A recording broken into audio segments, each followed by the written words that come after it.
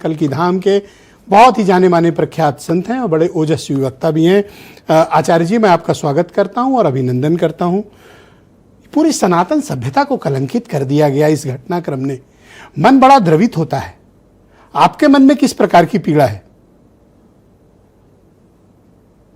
ब्रजेश जी, जो पीड़ा करपात्री जी महाराज के जीवन है उन्होंने जो व्यक्त की है, बस शब्द अलग हो सकते हैं, पीड़ा मेरे मन में भी वही है।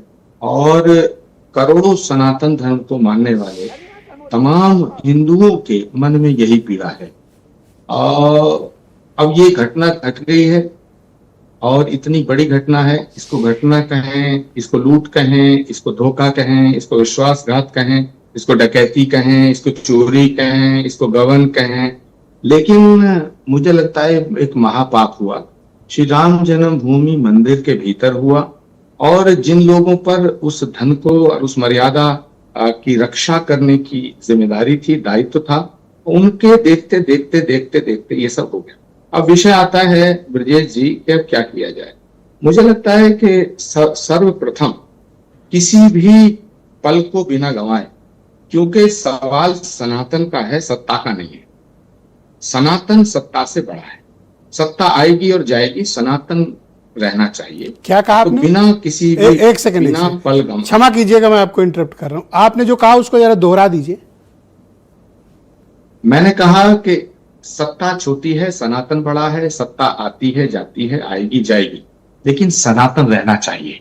और सनातन धर्म को मानने वाले करोड़ों लोगों के भरोसे को चोट लगी है।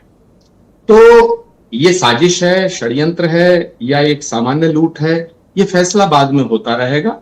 लेकिन श्री राम जन्मभूमि ट्रस्ट को अपना ट्रस्ट बरकरार रखने के लिए सबसे पहले अपने अपने पदों से इस्तीफा देना चाहिए। और ये सामूहिक दायित्व का प्रश्न है।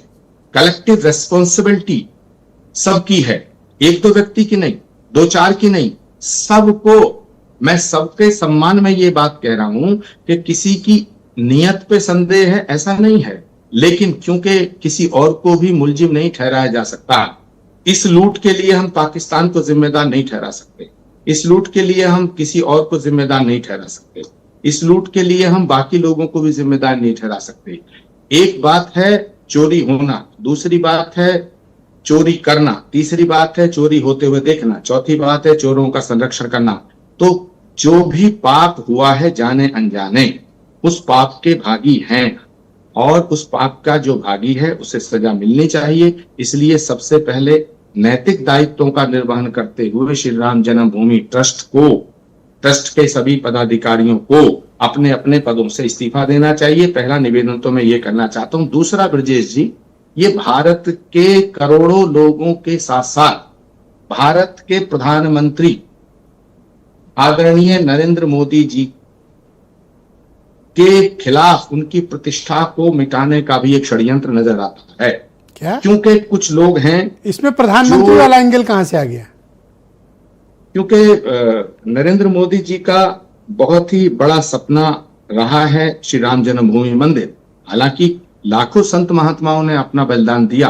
उन पूज्य संतों के साथ साथ जो भारत के सबसे बड़े नेता के रूप में आज भारत के प्रधानमंत्री के पद पर हैं। और ब्रजेश जी, यदि भारत के प्रधानमंत्री के पद पर नरेंद्र मोदी नहीं होते तो ये मंदिर निर्माण नहीं हो पाता। आप किस आधार पर इतनी बड़ी बात कह रहे हैं? चूंकि आप स्टेज शेयर करते हैं प्राइम मिनिस्टर के साथ, तो हम आपकी बात को ज्यादा ऑथेंटिक मानेंगे।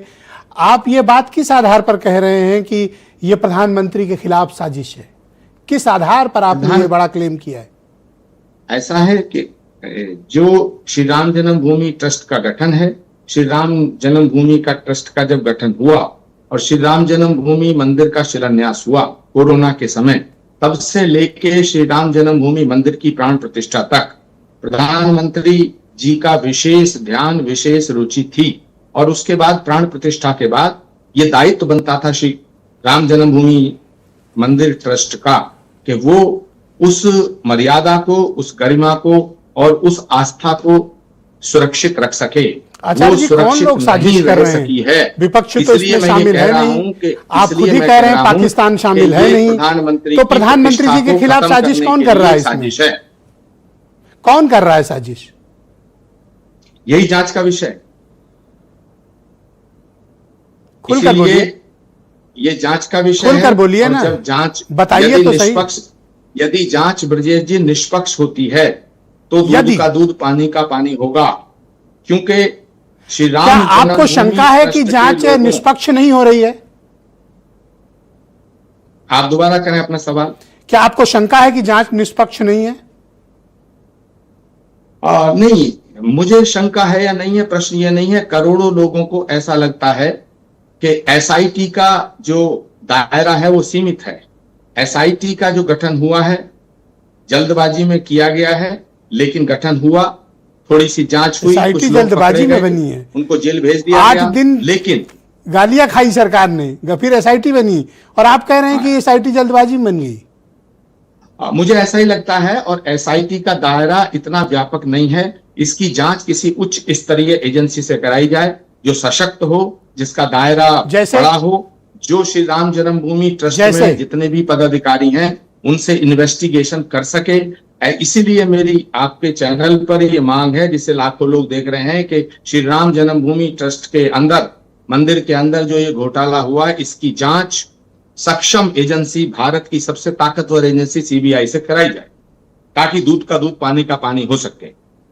आपका आरोप राजनीति से प्रेरित है कि ये प्राइम मिनिस्टर के खिलाफ कोई अंदरूनी साजिश है, पॉलिटिकल स्टेटमेंट है आपका? मेरे दृष्टिकोण से तो मैंने सच बोला है। आपको अगर ये लगता है राजनीतिक स्टेटमेंट है तो आप इसे राजनीति भी मान सकते हैं, लेकिन मैं ईश्वर को साक्षी रख के ऐसा मानता हूं कि भारत के प्रधानमंत्री की प्रतिष्ठा को खत्म करने के लिए यह साजिश की गई है। किसने की? और ये साजिश हो रही है। किसने? जांच का विषय। इसीलिए मैं इस जब इतना पता है तो नाम भी तो पता होगा, कराने की मांग करता हूं। जब इतना पता है तो नाम भी तो मालूम होगा।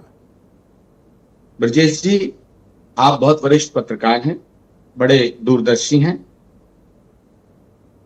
मेरी भावनाओं को समझने का प्रयास करें।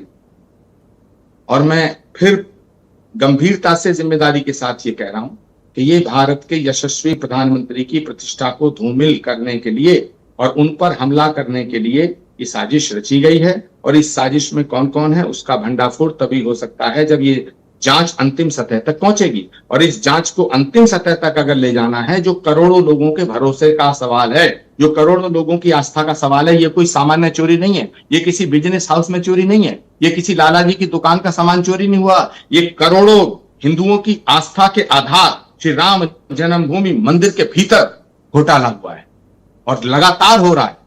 इस पे लीपापोती करने की जरूरत नहीं है। आप उस आदमी पे आरोप लगा रहे हैं जिसने अपना पूरा जीवन मंदिर को समर्पित कर दिया, चंपत राय, डॉक्टर अनिल मिश्रा, गोपाल राव, पूरा जीवन दिए बैठे हैं, आप इसमें साजिश तलाश रहे हैं। देखिए, गोपाल राव हो या चंपत राय जी हो या कोई और ट्रस्ट के पदाधिकारी हो, मेरा किसी से कोई वैमनस्य नहीं है, न मेरा उनसे कोई दुश्मनी का भाव है, न मैं उनके ऊपर आरोप लगा रहा हूं। लेकिन मैं ये बात इसलिए कह रहा हूं कि जिनके ऊपर ये दायित्व था कि श्री राम जन्मभूमि मंदिर की प्राण प्रतिष्ठा होने के बाद उसको सुचारू रूप से, सही ढंग से उसका संचालन हो, उस पर सवालिया निशान लगा है। और आज भारत में नहीं, पूरी दुनिया के किसी भी कोने में जहां सनातन धर्म के लोग रहते हैं, उनके घर घर में ये चर्चा है। लोग अपने को ठगा हुआ सा महसूस कर रहे हैं। तो सबसे पहले श्री राम जन्मभूमि ट्रस्ट को अपना ट्रस्ट कायम करने के लिए अपने अपने पदों से इस्तीफा दे करके ये कहना चाहिए कि आओ जांच करो। तो थोड़ा हिंदुओं को ऐसा लगेगा, करोड़ों सनातन धर्म के मानने वाले लोगों को ऐसा लगेगा कि वाकई ये ट्रस्ट निष्पक्ष जांच चाहता है। और ये तो श्री राम जन्मभूमि अयोध्या का विषय है। जब सीता मैया की अग्नि परीक्षा हो सकती है तो राम जन्मभूमि ट्रस्ट के लोगों की परीक्षा क्यों नहीं हो सकती है? बड़ा सवाल है। इसमें डर काहे का है? क्यों नहीं हो सकती है? एक दो व्यक्ति के ऊपर या तीन व्यक्ति के ऊपर आरोप क्यों लगाया जाए? किसी एक व्यक्ति के ऊपर आरोप क्यों लगाया जाए? सारे ट्रस्ट के पदाधिकारियों की कलेक्टिव रेस्पॉन्सिबिलिटी है और इस सामूहिक उत्तरदायित्व का उन्हें निर्वहन करना चाहिए। नैतिक मूल्यों का निर्वहन करते हुए सबको इस्तीफा देना चाहिए, क्योंकि सत्ता छोटी है, सनातन बड़ा है। जी, आपका बहुत धन्यवाद। कृपया हमारे साथ बने।